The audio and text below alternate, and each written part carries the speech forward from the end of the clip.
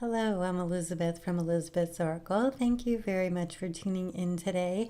We are going to talk about the Sun through Aquarius cycle of 2019. Here are the star times for each section of this video. Happy New Year to everyone, and let's jump right in.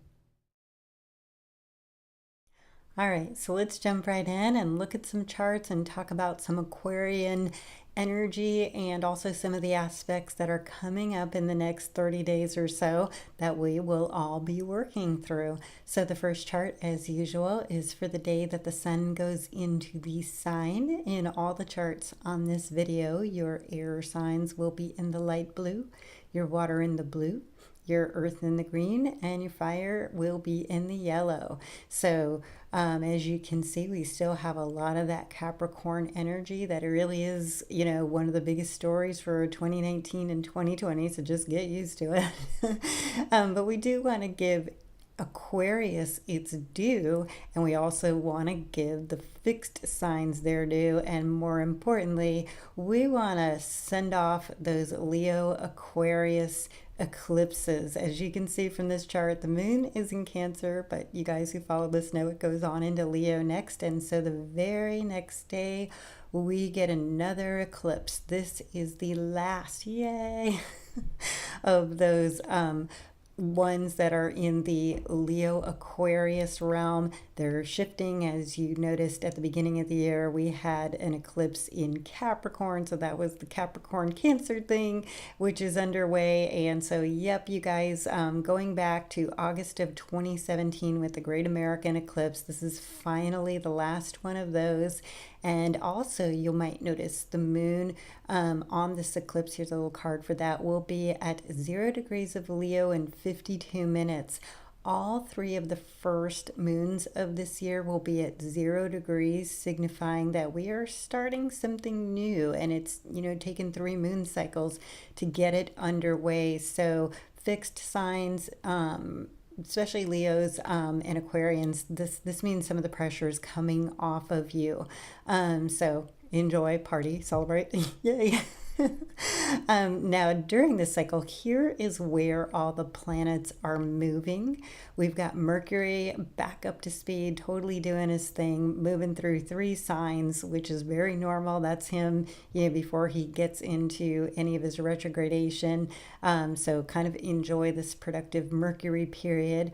We finally have Mars changing signs later in the cycle. I'm going to talk about that in a second. And we have Venus changing signs. It's a very normal cycle in terms of the front planets and how they typically move around.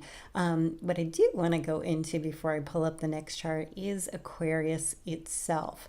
So when we talk about a sign, we ask about what element it is in, what modality. Is it one of those stuck or maybe determined, if you like, fixed signs? Is it a instigating cardinal? Is it a mutable sign, just kind of completes things and is very flexible?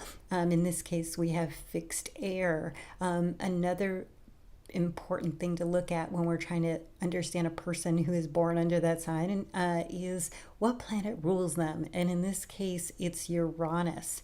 So when you think about Aquarian traits, you can see how these spill over into the ideas of Uranus. Uranus is the game changer. It brings in unpredicted change. It overturns the apple cart, so to speak. It's one of those big global shockwave kind of energies. And if you've ever known Aquarians, they do tend to buck the status quo. And of course, that is the only way that we move forward. It's the only way some innovation happens and new things come online. So these are some interesting energies to tune into as we go through this cycle. And going back to that first chart, one thing I want to point out is we're definitely going to get some cardinal tension between Mars as it finishes up Aries and as it does some squares with everything in Capricorn. But we have a lot of nice sextiling happening. So that's happening as the Sun and then Mercury go through Aquarius. They will sextile Jupiter in Sagittarius on the left, and then Aries on the right. So let some of that masculine polarity get going. Remember how he's saying the first 6 weeks of this year are going to be busy and active, and this air energy definitely helps with that. The sun will make a connection with Uranus late in the cycle, and of course Mars will make a connection also with Uranus during this cycle. So big stuff. It just keeps that energy moving forward. Now, another sextile I want to talk about is let's look at the chart for January 31st. This is the first of 3 Saturn Neptune sextiles, and I talked about those last month when I was highlighting the things that are coming up this year. This is actually nice. We get 3 of them this year. Here are the dates for those. And so again, let's break this down. Saturn, structure rules, all the things we talk about, Capricorn and Saturn, that's they really blend well together. And Pisces and Neptune, again, same thing. Both planets are in their home signs. And I believe that, of course, the sextile is a nicer angle. It's not a contentious one.